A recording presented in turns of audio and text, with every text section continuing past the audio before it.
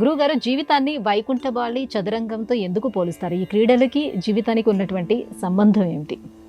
ఈనాటి కాలంలో వైకుంఠపాళి ఆడేవారే కనుమరుగయ్యారు, తెలిసిన వారే లేకుండా పోయారు.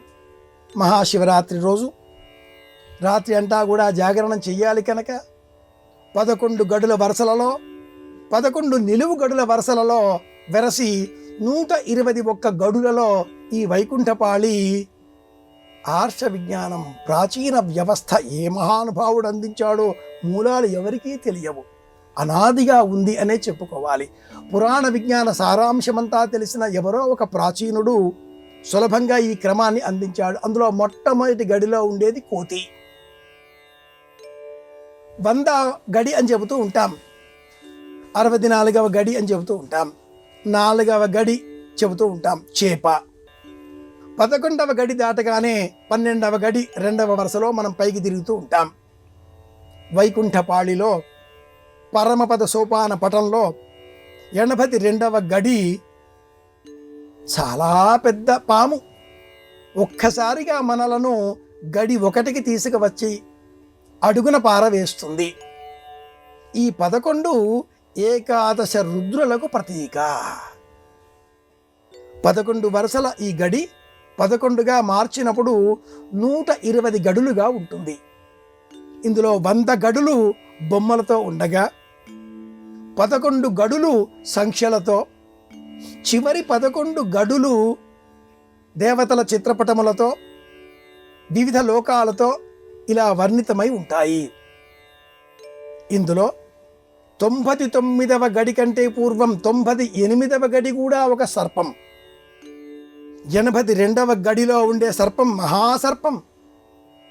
64వ గడి నిచ్చెన, త్రిలోకములకు దారి తీస్తుంది. ఈ నిచ్చెనలు, ఆ సర్పములు, వీటిలో వచ్చేటటువంటి లోకాలు ఇవన్నీ కూడా చిన్నారి బాలబాలికలకు తెలియజేస్తూ మహాశివరాత్రి నాటి రాత్రి తప్పనిసరిగా వైకుంఠపాళి మనం ఆడవలసి ఉంటుంది. గవ్వల శబ్దం ఈ రాత్రి దోషకారకం కాదు. అలాగే 2వ ఆట చదరంగం.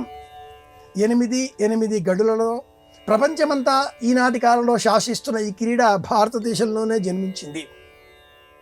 ఒక గడిలో 1 బియ్యపు గింజ, 2వ గడిలో 2 బియ్యపు గింజలు, 3వ గడిలో 4 బియ్యపు గింజలు, 4వ గడిలో 16 బియ్యపు గింజలు, 5వ గడిలో 16 × 16 ఇలా పేర్చుకుంటూ వెళితే 64వ గడి వచ్చేసరికి ఎన్ని బియ్యపు గింజలను మనం వినియోగించవచ్చు అక్కడ అంటే సామాన్యంగా ఏదో ఒక సంఖ్య చెబుతూ ఉంటాం. కానీ 64వ గడికి వచ్చేసరికి ఈ ప్రపంచంలో ఉండే ఆహారమంతా కూడా తెచ్చి అక్కడ పెట్టినా కూడా సరిపోదు, అంత సంఖ్య చేరుతుంది.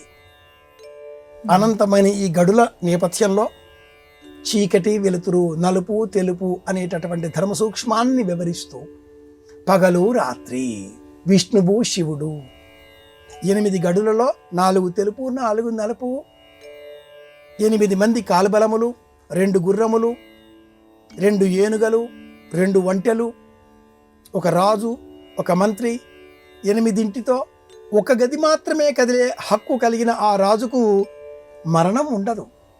రాజును కదలకుండా చేయడమే తెరచి రాజు.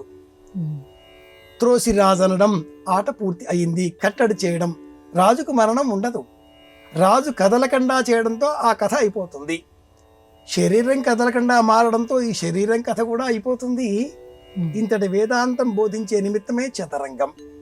ఈ 2 ఈనాటి కాలంలో ప్రతి విద్యార్థి అభ్యాసం చేయవలసినవి. చదరంగం ఆడితే కలిగే ప్రయోజనం ఏమిటి అంటే, చదరంగం క్రీడలో మనకి విజయం లభించాలి.